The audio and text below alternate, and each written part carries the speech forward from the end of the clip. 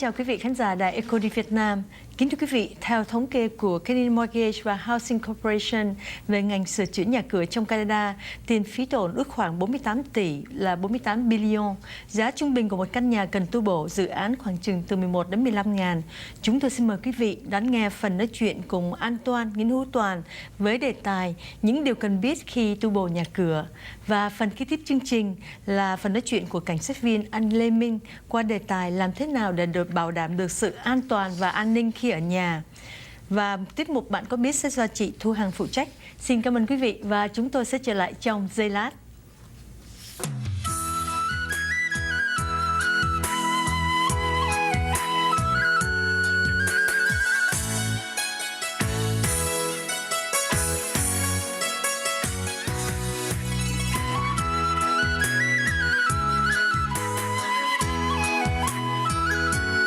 Và kính thưa quý vị, hôm nay chúng tôi xin mời quý vị cùng đón tiếp lại anh Nguyễn Hữu Toàn là thạc sĩ xây dựng, kỹ sư về những dự án tu bổ nhà cửa.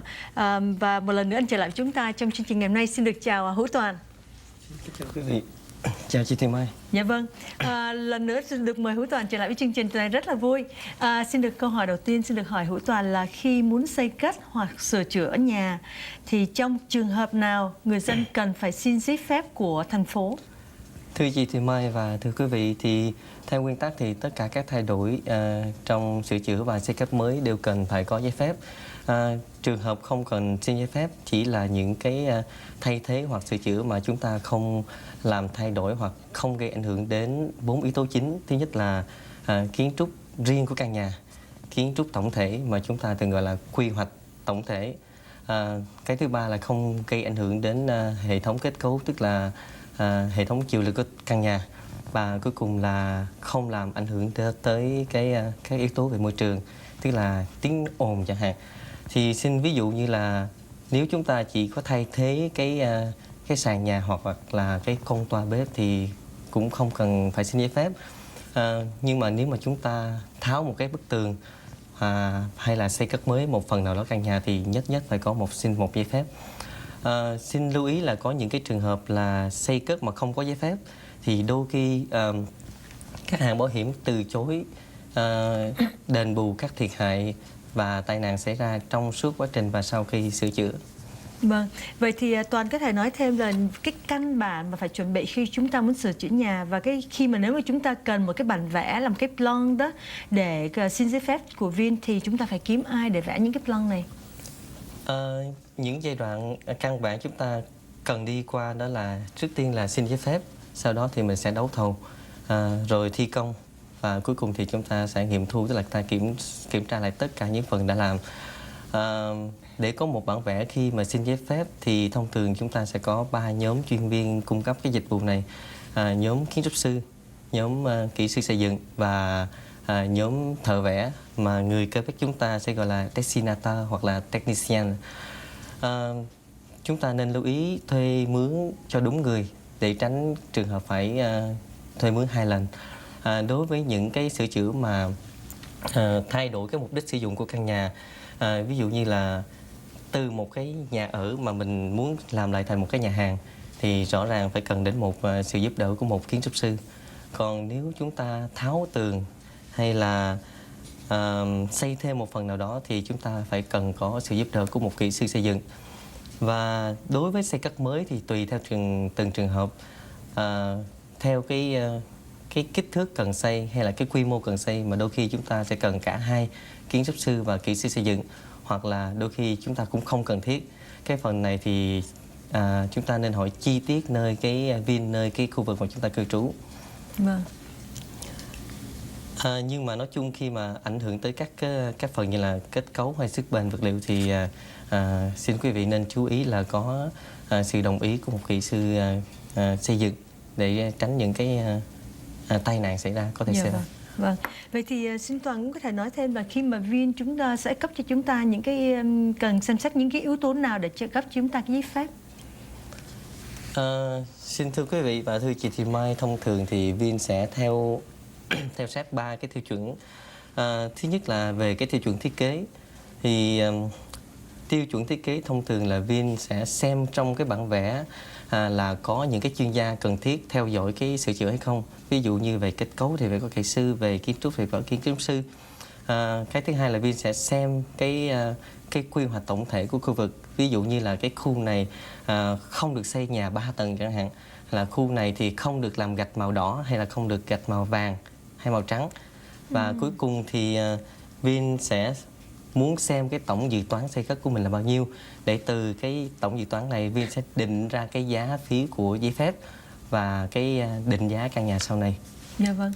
Vậy thì Toàn có thể cho biết được những lưu ý cũng như lời khuyên khi mà quý vị muốn sửa căn nhà thì cần phải làm những điều gì?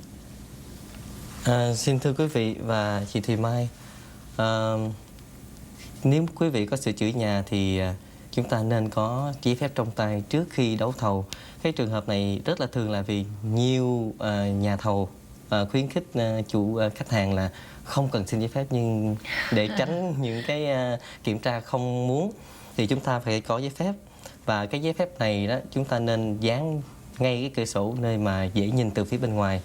Và rất là ngạc nhiên là đôi khi chúng ta xin giấy phép ở Vin thì chúng ta sẽ biết được có những cái chương trình, những cái dự án tài trợ kinh phí để sửa chữa những khu nhà cũ. Có những cái dự án chúng ta sẽ được tài trợ đến 50% giá trị sửa chữa. Khi mà sửa chữa thì chúng ta nên theo sát và kiểm tra các thiết kế của bản vẽ. Không nên tự ý thay đổi các thiết kế, mà nếu có thay đổi thì nên thông báo và có sự đồng ý của người kiểm tra. Vì rất thường xuyên sau này Vin sẽ cử người xuống kiểm tra coi cái nhà xây có đúng với bản vẽ xin giấy phép hay không. Dạ vâng. Và cuối cùng đó là cái vấn đề quỹ thời gian sẽ gây sức ép rất là lớn trong xây dựng.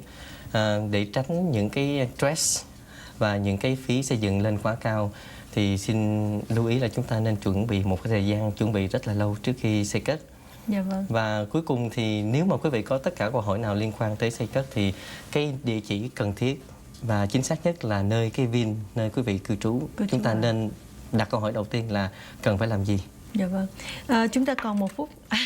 Bây giờ xin hỏi Toàn câu cuối cùng là cái giá tiền xin giấy phép sẽ được tính như thế nào và thời gian tốn bao lâu để có được một cái giấy phép để sửa chữa? Giá tiền giấy phép thì thông thường thì sẽ thay đổi theo mỗi khu vực. Toàn xin lấy ví dụ cụ thể của khu Rosemont thôi. Thì hiện tại đó là cứ mỗi 1.000 đồng tiền xây cất, tiền dự toán thì mình phải đóng giấy phép là 8 đồng 25 xu. Nhưng mà luôn luôn chúng ta phải có một cái phí minimum là 100 đồng. Nói chính xác ra là ví dụ như cái dự án của chúng ta sửa 10.000 thì chúng ta phải đóng cái phí minimum là 100 đồng. 100 đồng. Nhưng nếu dự án chúng ta sửa 100.000 thì chúng ta phải đóng cái phí là 825 đồng. 825 đồng. Vâng, vâng. Như vậy thì câu hỏi cuối cùng là sẽ tốn bao nhiêu thời gian, sẽ có cái plan thì nếu như một cái plan vẽ của quý vị mà có chữ ký và đóng dấu của một chuyên môn thì có khi là khi nộp bản vẽ thì chúng ta sẽ có vẹt mi ngay trong ngày. Vậy thì rõ ràng câu hỏi là tốn bao lâu thì nên có cái plan thì đúng hơn. Dạ vâng. Một lần nữa xin cảm ơn Hữu Toàn rất là nhiều, một đề tài rất là hay trong chương trình của Economy Việt Nam. Xin cảm ơn Toàn rất nhiều. Cảm ơn chị Thùy Mai và cảm ơn quý vị đã theo dõi chương trình. Dạ vâng. Kính thưa quý vị, chúng tôi sẽ trở lại sau phần quảng cáo. Xin cảm ơn quý vị.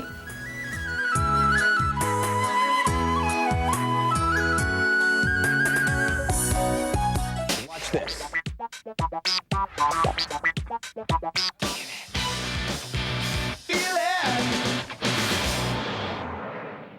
Last comment.